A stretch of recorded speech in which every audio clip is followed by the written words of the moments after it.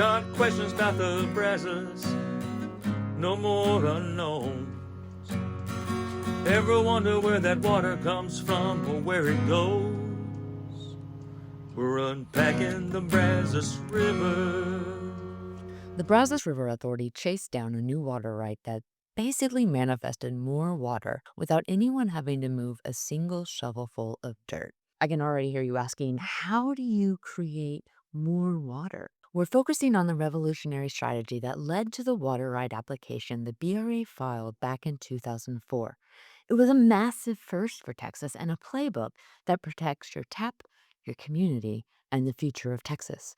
I'm Charlie Shugart, and this is Unpacking the Brazos River. Let's get into it.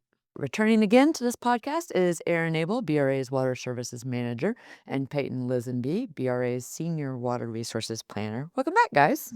Thanks for having us. Again, yep.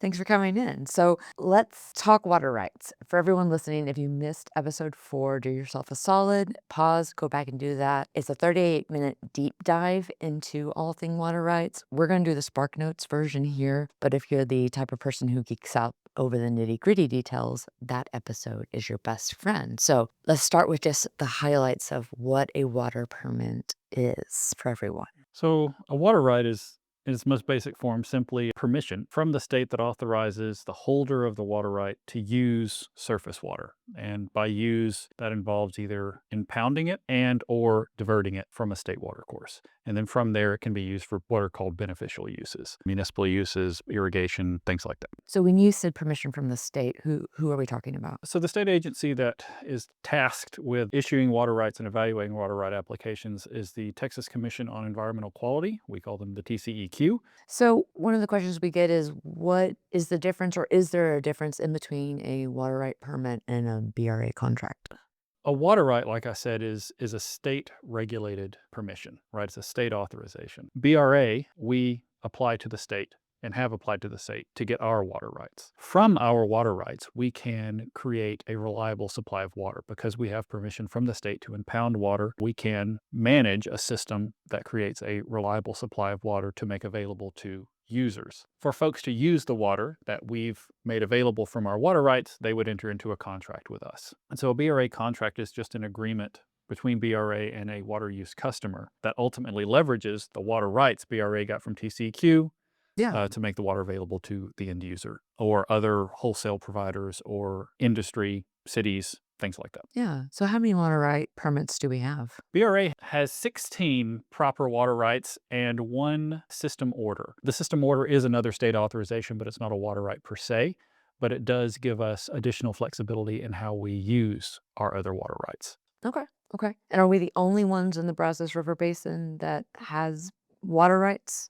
No, not by a long shot. There are many other users in the Brazos Basin. I think total amount of active water rights is over 1,700. Oh, wow. But I will say that BRA is the largest water right holder in terms of number of water rights and total volume of water authorized for us to use. So are these water rights ever amended, or once we get them, do they stay the same? So yeah, you can amend a water right. And in fact, that's very common. Not just us, but folks across the basin. Things change over time. The place where you wanted to divert water in the past may not be the exact same place you want to divert it in the future. And so that's one of the things that you got to let the state know if you change. Today, we want to talk about one specific water right. And this is the one that the BRA filed back in 2004. That was the first of its kind in Texas. Talk to me about this. Tell me about this permit. I think it's important for everybody to know that the system operation permit that was granted to BRA was the first of its kind in Texas. And if you ask folks at TCQ, it's the most complicated water right in Texas. We were forging a new path. Right. Certainly, with the SysOps permit. A lot of new conventions and maybe even new approaches to water right permitting came along as we were doing this as needed because the permit was unprecedented. Right. BRA was side by side with Texas Parks and Wildlife and TCQ during the development of that due to our system operation permit. We forged a new path and we did a lot of things that had never been done before, both from a permitting perspective, but also developing science related to what the environment needs in terms of environmental flow standards And the SysOps permit obviously is one of the first permits to have the standards applied to it in the permit. You say unprecedented a lot. There was multiple things where it's like, well, each step you take is a brand new step. And then you keep accumulating new things you keep having to do to get through the application process. The system operation permit, it was contemplated even back in the 1960s. With systems like BRA and other systems of reservoirs, you have multiple reservoirs, right? And you can coordinate the system in terms of releases from one part of the reservoir, holding water in another part of the reservoir. And through that coordinated system, it is an increased efficiency in terms of the amount of water that can be provided overall. But in the 1960s, there wasn't a tool, if you will, that could quantify the realization of a system operation, the function of using a system of reservoirs in a coordinated manner. The idea was there. The idea was there. There were a lot of research that had gone on, really, probably even before the 1960s. Honestly, if you looked at most of the reservoirs that were constructed across the United States, you could argue kind of really started in the 30s, and probably the bulk of the reservoirs have, wrapped up in maybe the 80s. I mean, obviously there's some more planned reservoirs in the future, but that tool that was needed to quantify what a system operation permit could do from a water rights perspective was created in the late 90s, early 2000s, and that was the Water Rights Analysis Package, or it's called RAP, and the Texas Commission on Environmental Quality uses RAP for permitting purposes. So that's the tool that they use to quantify the impacts of those water rights and in the operation of the water rights. And so once that happened, once we had that tool, I guess BRA began thinking of, we can submit an application for a system operation permit. That's kind of how, I guess, the genesis of the system operation permit occurred. Where exactly is the water coming from for this permit? So with regard to efficiency, the name of the game is reducing losses. All right. When it comes to system operation, what you are trying to do is, instead of operating each of your reservoirs independently, like they're their own island of water for whatever supplies are needed from that location, you can operate reservoirs acknowledging the existence of other reservoirs, right? Each of our reservoirs has different characteristics that govern how much accommodation space they have to capture new inflows. You have to imagine that inflows are pouring into reservoirs 24/7. I mean, to some extent, whether they're very small during dry periods or very large during floods, inflows are always coming in. With water supply and reservoirs, the name of the game is, can you capture those inflows and hold them until you need to use them, right? Those inflows are not as useful if you just have to watch them go by, because the timing's off. You want to hold the water and keep it for some amount of time, however how short or long, until the use is there, the need for the use. And so each of our reservoirs, they're all different sizes. They have all different sized drainage areas upstream, the amount of space that actually can accumulate rainfall and drain it to the reservoir. And then, because the basin is so large, there's a pretty steep climatological gradient as well, from pretty arid to much more humid across our 11 reservoir system. And so all those factors mean that our reservoirs at any different time may be in different stages of being able to hold additional water. And that's key, because if you can't hold water, if your reservoir is full, which is good, but there's inflows coming in, you have to pass those inflows downstream. And those are called spills, when the reservoir is spilling. And spilling, from a supply standpoint, is akin to a loss, because you're not able to hold that water for any amount of time and wait for it to be needed. It's just going downstream. And spills are the kind of the dominant loss in any reservoir system. Evaporation is also very important, but on the whole, added up over time, spills is probably the more important thing to try and reduce if you're trying to reduce system losses. Evaporation's like close second. Okay. And so with system operations, the idea is that if you have a reservoir that is easy to fill up, whether because it has a large drainage area, or because the reservoir is very small, or because it's in a very wet place that rains a whole bunch, then that reservoir is going to spill a lot. So your losses are going to be quite high. If you can use that reservoir in a way where, instead of using perhaps another reservoir that may be larger, but if you use the smaller one, or the one with a larger drainage area, or the one that has more inflows coming into it, if you use it more, that creates accommodation space in the reservoir to capture more inflows. So there's fewer spills. And so that's a very, very simplified example, right? Mathematically, if you can apply that concept across time and space to a bigger system, and reduce the losses, you create additional supply. System losses over time go down. And so you have this supply then, as Aaron mentioned, can you demonstrate it's there in a reliable manner and quantitatively show TCEQ, this is real water. This is real water that you can issue a water right for. And it wasn't until, the water rights analysis package, the RAP package, was developed that we could quantify that to a permitting standard, to a standard high enough to where TCEQ could issue a water right for it. With the development of RAP and the water availability models, we call those the WAMs. Those are the data sets. Those are the numbers, essentially, that represent the system's supply configuration, all the water rights, all the reservoir locations, all the diversion points. Those are all the numbers. And then RAP is the math, essentially. RAP does math to those numbers to tell a story of how water gets used, what's available, what's not available. When all that was developed, we could produce a model that demonstrated, by applying principles of system operation, additional supply is available above and beyond what is there simply because the reservoirs exist.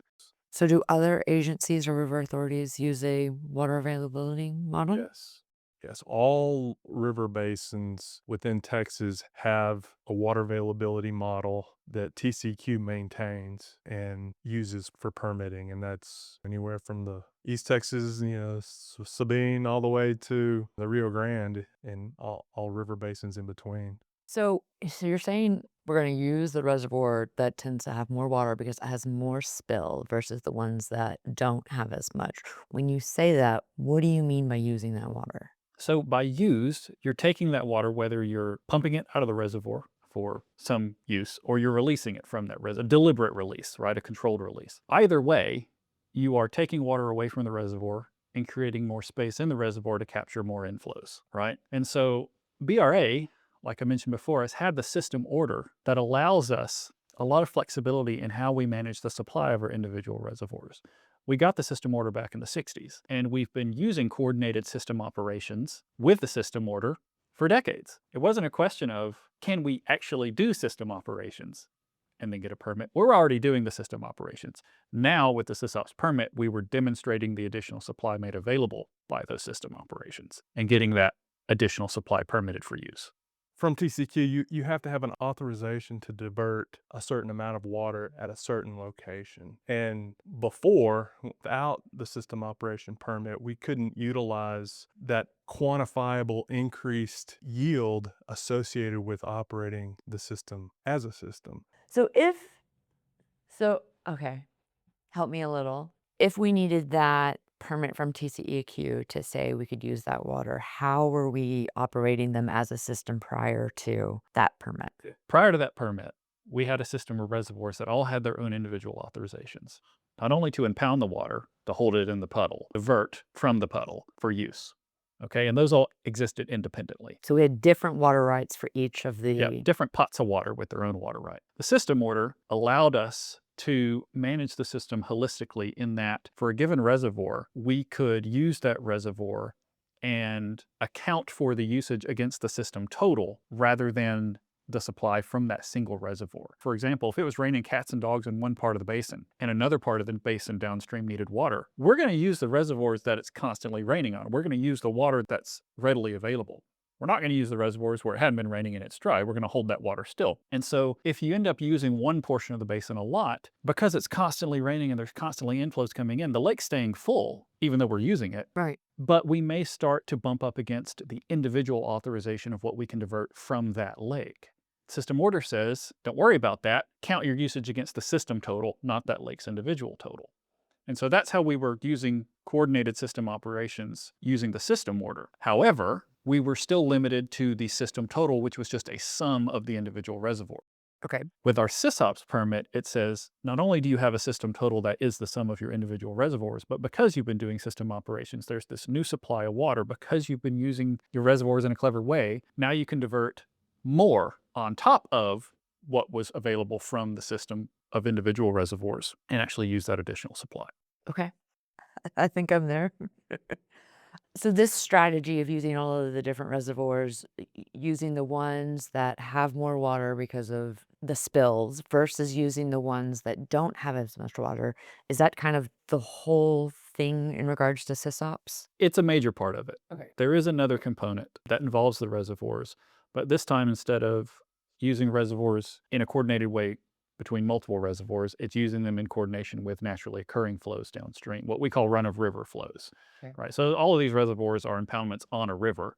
So downstream, there are river channels that have naturally occurring rainfall runoff that accumulates in them and flows downstream. There are a myriad of different flows, and when I say I'm using that word like flow volumes, amounts of water in the river that during wet times, they're there and they're usable, but those flows may not be there all the time. They may not persist through drier times. However, if you can use your reservoir releases and time it with the flows downstream, when those flows aren't available, you can supplement them or back them up with a reservoir release so that over time, those flows are better maintained and more reliable. And so that's the kind of the other side of the coin of system operations is not only can you make additional supply available across your system of reservoirs by reducing losses, you can also make additional supply available run of a river by augmenting flows that maybe they're in wet times, but in dry times you back them up with reservoir releases so that they stay there. And at that point, it becomes something that you can demonstrate as reliable enough to get a water right. So prior to getting the SysOps permit, if there was water in the river already, how did that affect how we were releasing water? So some of our customers have their own water rights.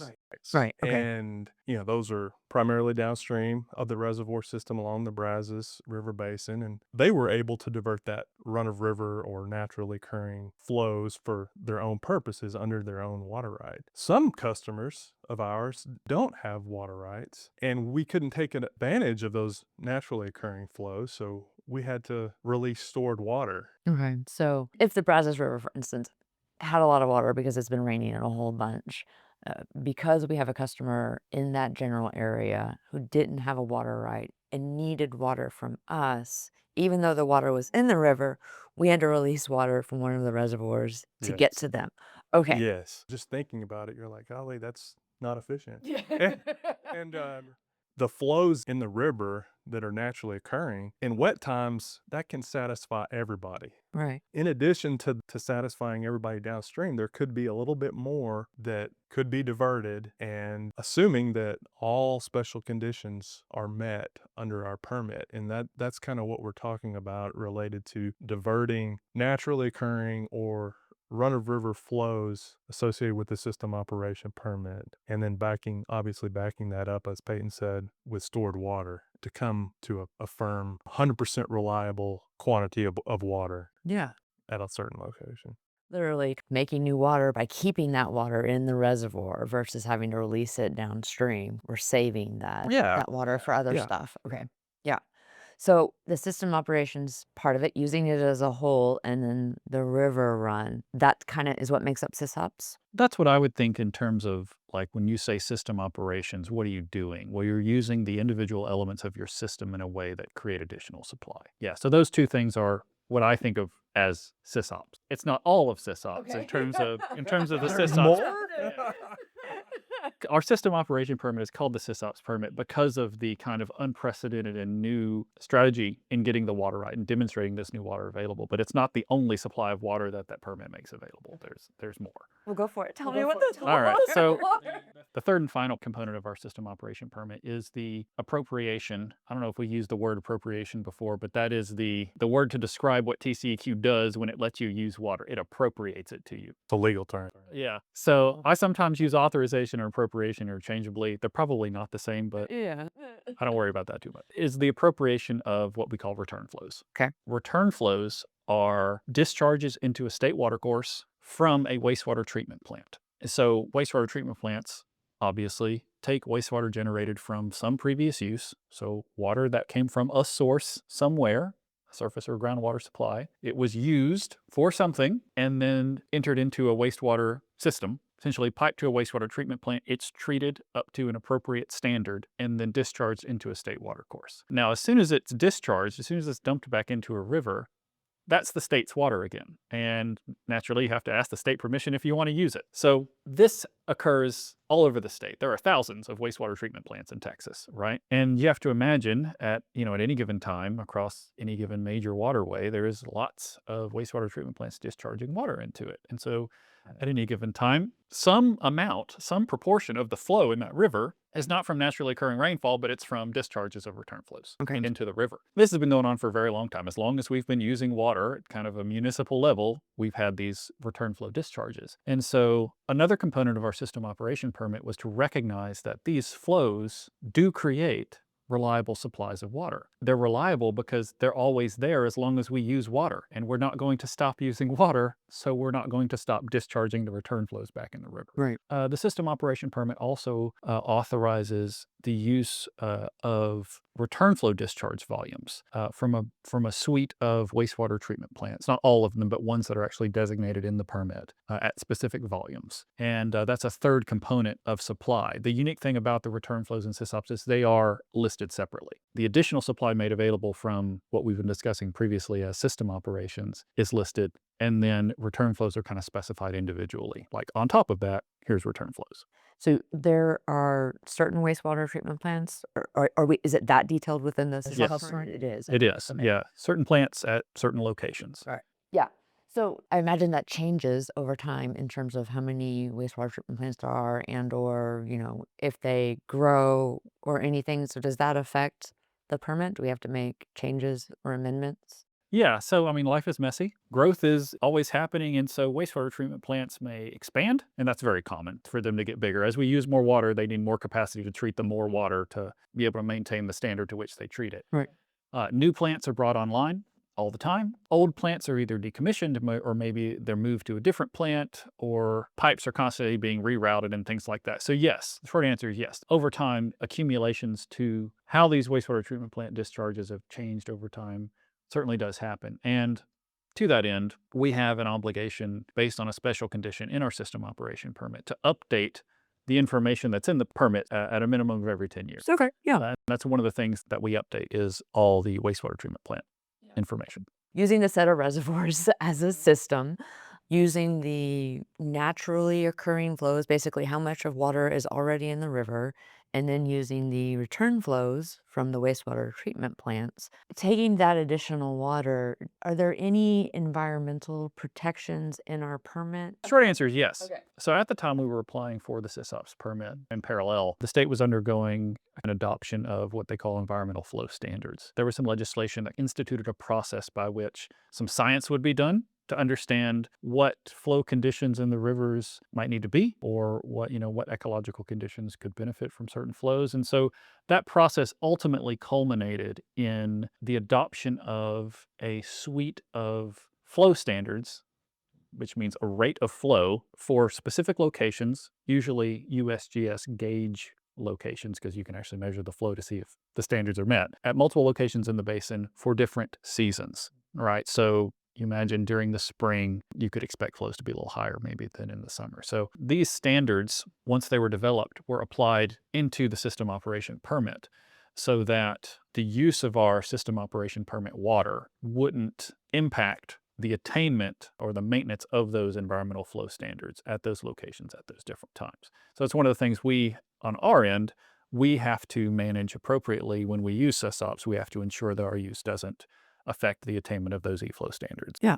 Okay. And doesn't affect downstream senior water right holders. And the Texas Commission on Environmental Quality, Brazos Water Master Program, we submit, I think we talked about that in a previous podcast, we submit information to them to make sure that, hey, our customer needs to divert water and we want them to divert it under the system operation permit. TCQ Water Master has to okay that and make sure that all those environmental flow criteria are met and all the downstream senior water right holders are being met before those diversions can occur. Because of when we had to apply for SysOps, right? We had to wait a long time for the models to be sophisticated enough to meet this permitting standard. So our system operation permit is a very junior priority date. And I know you've already had kind of a water rights podcast. So, priority dates are important, right? It's not just about the volume. It's not about how much, it's not about where, but also it's about priority, where you are in line. And so SysOps is what we call a very junior water right. So its right to divert water is way at the back of the line. Some of the more senior rights even go back to like the 19-teens. No. Yeah. So the more senior rights are obviously first in time, first in right to divert. We do have a new supply of water made available from SysOps. However, it's at a very junior priority date. Okay. Yeah. No, that makes sense. So we haven't mentioned this. With this new permit, how much more water did that end up providing us? From long-term contract perspective, we contract on firm supply, and we want to make sure that new contracts, new diversions that we enter into, we can deliver that water, or the water is present 100% of the time throughout the period of record. So we talked about the RAP and WAM. We use the hydrology, evaporation, inflows, diversions of other water rights, and model to make sure that the contracts that we enter are firm. And so we did that analysis incorporating the new authorization of system operation permit. We've actually entered into about 100,000 acre feet of new contract. That occurred 2018, 2019 time period. For people who aren't familiar with like acre feet, how much water is 100,000 acre feet of water? Oh, yeah. So Possum Kingdom Reservoir is BRA's largest reservoir. It holds 540,000 acre feet of water. The firm yield, so what PK can individually supply through the period of record, through the most critical drought period, is about 160,000 acre feet Oh, wow. per year. So it was a significant increase in long-term water supply for the basin. And we didn't have to do it, and you mentioned this, we didn't have to do it by building anything. It was a lot of time and a lot of analysis, both from a technical perspective and, regulatory perspective, but Yeah, ultimately, we built it with math. That's incredible. I mean, that's incredible. That's what that is. Wow.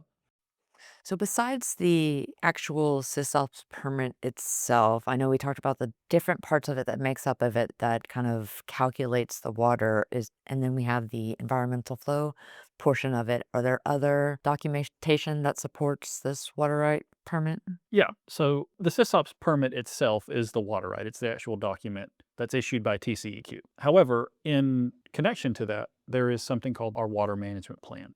Now, because of how complex the sysops permit is, it's really impossible to convey all of that complexity in a water right permit. A water right permit is there to lay out certain procedural things, but it's not going to give you all the gory details of how those things work with one another. That's what the water management plan is for. With our sysops permit, we also have an accompanying water management plan that is part of the permit. Okay. And in relation to our water management plan, we have what we call a technical report that supports the water management plan. It provides more quantitative, contextual information to go along with the language that's in the water management plan itself. The technical report is obviously a much more beefy document because it has a lot more explanatory language in there. The water management plan is kind of the highlights of the operating principles we use to ensure we comply with our sysops permit when we use our sysops water. Okay. The technical report itself has numerous appendices at the end of it, and these appendices kind of lay out the reference information, analyses on lake levels, presents our drought contingency plan, our water conservation plan, it lists all other water rights. There's a lot of just kind of eat your vegetable style information that's there in the appendices that kind of give all the supporting information for how we got there. Most notably, one of the appendices is our water accounting plan, and that is something that came about, as Aaron mentioned, because the sysops permit is so complex and because it relates to so many other things in the basin. You have reservoirs, you have run-of-river flows, you have return flows, you have environmental flow standards. How do you keep up with Yes. what you're doing? And how do you keep up to ensure that you are using your water in accordance with the terms of the permit? That's what the accounting plan does. Okay. So BRA, we maintain that accounting plan. As Aaron mentioned, we are constant coordination with the water master in updating and sharing that accounting plan so we, on a weekly basis, can understand how we're using the permit. That's a lot. So you mentioned earlier that, well, I think we talked about it because of all the wastewater treatment plants, that the sysops permit itself is updated every or however many years. What's A minimum of every 10 years. every 10 years? Yeah. Okay. We keep going back to the complexity of the permit. As we go through time and water demands increase, I like to say all the easy water is gone. Right. All that's left is the complicated water. Yeah. And that's okay because we're in a position to take advantage of it. But because of all the intricacies of the sysops permit, it's dependent on a lot of factors that change over time. We just talked about earlier where our wastewater treatment plants might change over time as urban areas grow and new plants come online. Well, we also get additional data as well. The period of record grows. Other system elements, new infrastructure, the WAM itself, as time goes on, the WAMs have to incorporate more water rights and changes to water rights. So all of those changes mean that at some point we have to have kind of an accounting of what's changed and update to the terms that are in the information that's in the permit and the water management plan. So that's the point of the water management plan update. It goes through all the details that are related to our SysOps authorization and updates those details that need to be updated that have changed, and then represents the permit back to TCEQ for approval. When is the next time that we have to go through that process? So the clock started when we were issued the permit from TCEQ. So BRA was issued the SysOps permit on November 30th of 2016. Okay. So November 30th of this year, 2026, is when the first update to the water management plan is due back to TCEQ. And we are in the throes of it now. That's a lot of information. How do you go about updating a plan like this? One bite at a time, right? So obviously we start well ahead of the deadline. This is a process that does take time. Numerous data sets, customer demands, and the water availability models, infrastructure, all the things we've talked about before, all have to be updated. Obviously, BRA, we house a lot of this data, especially regarding our customer use and customer demands. But at the same time, and for the sake of efficiency, we also hire a professional engineering firm to come in here and do some of the technical lifting with us, so we can get the water availability models done just right, so that they're updated the right way to support the water management plan update. These water availability models are big. I mean, they're thousands of records long. And so obviously it's a huge lift for BRA staff. And so we certainly want professional engineering firms to come in here and give us an assist with that. Yeah, no, absolutely. That's a big deal. What's out there that people could take a look at if they wanted to get into the nitty-gritty of everything? For some time now, we've had on the BRA website kind of web page kind of dedicated to explaining what SysOps is, but also showing all the documentation associated with it. And like I said, there's a lot, right? There's the permit, there's water management plan, there's technical report, there's the appendices, there's the accounting plan. We've recently updated the website, given it a fresh face, but hopefully also made it a bit easier to navigate as well. But we're also, in anticipation of the update, wanted to revise the website so that it could accommodate additional information about the process of our water management plan update. So right now on BRA's website, you go to brazos.org. From there, you can link to our system operation kind of landing page just for our system operation permit. We have a link for that kind of just lays out all the documentation, which you can link to and download. A link for frequently asked questions, because there are many frequently asked questions. Yeah. That lays out some of the basics, some of the stuff we've covered here today. Yeah.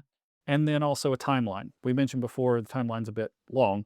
And so we've got kind of the key dates since we've applied for the permit back in 2004 all the way up till now of what the highlights were of the application process and when we were actually issued the permit. Do we have to go through this process with our other water right permits?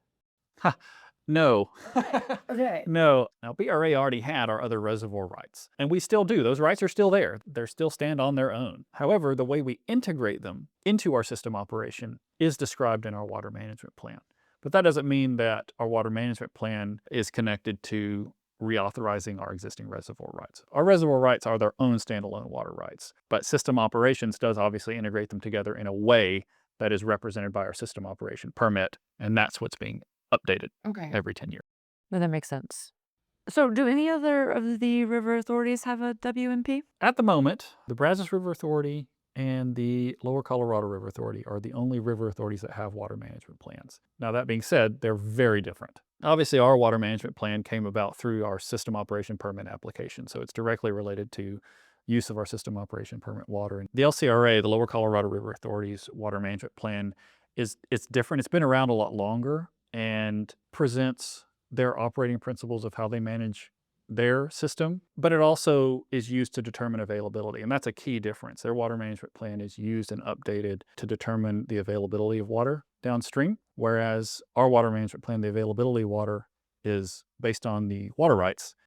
Okay, so this is incredible. Literally created this huge amount of water via math.